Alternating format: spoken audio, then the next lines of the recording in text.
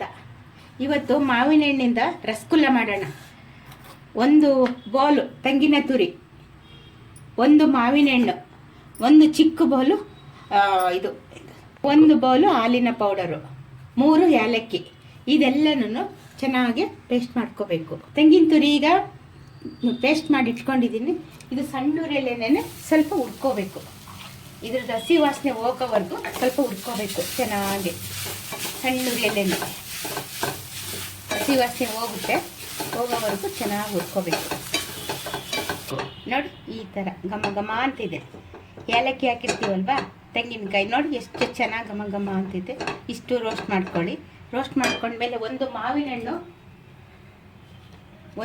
ಒಂದು ರುಬ್ಬಿ, ಒಂದು ಬೌಲ್ ಸಕ್ಕರೆ ಹಾಕಿದ್ದೀವಿ. ರುಚಿಗೆ ಎಷ್ಟು ಬೇಕಷ್ಟು ಟೇಸ್ಟಿಗೆ ಸಕ್ಕರೆ ಹಾಕಿದ್ದೀವಿ. ಈಗ ಇದನ್ನು ಇದಕ್ಕೆ ಬಗ್ಸೋಣ.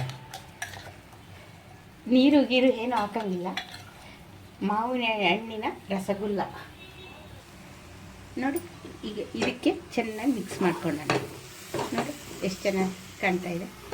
ಚೆನ್ನಾಗಿ ಮಿಕ್ಸ್ ಮಾಡ್ಕೊಳ್ಳೋಣ. ಮಕ್ಕಳಿಗೆ ತುಂಬಾ ಚೆನ್ನಾಗಿರುತ್ತೆ. ಈಗ ಮಾವಿನ ಹಣ್ಣಿನ ಸೀಸನ್ ಆಗಿರೋದ್ರಿಂದ ಇದು ಒಂದ್ಸಲಿ ಟ್ರೈ ಮಾಡಿ ನೋಡಿ ಎಷ್ಟು ಚೆನ್ನಾಗಿ ಆಗ್ತಾಯಿದೆ. ಸಣ್ಣ ಉರಿಯಲ್ಲೇ ಮಾಡ್ಕೋಬೇಕು, ಏಕೆಂದರೆ ತೆಂಗಿನಕಾಯಿ ಅಲ್ವಾ, ಸೀದೋಗ್ಬಿಡುತ್ತೆ ಅಂತ. ಸಣ್ಣ ಉರಿಯಲ್ಲೇ ನೋಡಿ ಇಷ್ಟು ಗಟ್ಟಿಗಾಗಬೇಕು.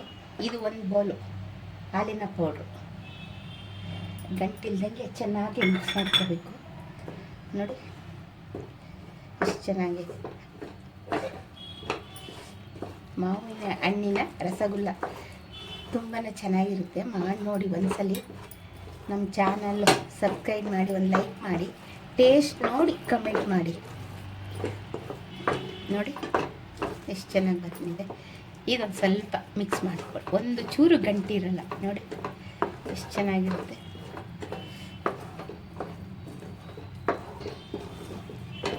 ರಸಗುಲ್ಲ ಎಷ್ಟು ಚೆನ್ನಾಗಾಗಿದೆ ನೋಡಿರಿ. ಘಮ ಘಮ ಘಮ ಅನ್ನುತ್ತೆ ನೋಡಿ. ಇಷ್ಟು ಚೆನ್ನಾಗಾಗಿದ್ರೆ ಎಲ್ಲ ಉಂಡೆ ಮಾಡ್ಕೋಬೋದು. ಚೆನ್ನಾಗಿರುತ್ತೆ. ಒಂದ್ಸಲಿ ಟ್ರೈ ಮಾಡಿ ನೋಡಿ. ರುಚಿ ಆದರೆ ನಮಗೊಂದು ಕಮೆಂಟ್ ಮಾಡಿ, ಈ ಥರ ಇಷ್ಟು ಚೆನ್ನಾಗಿ ಅಂತ.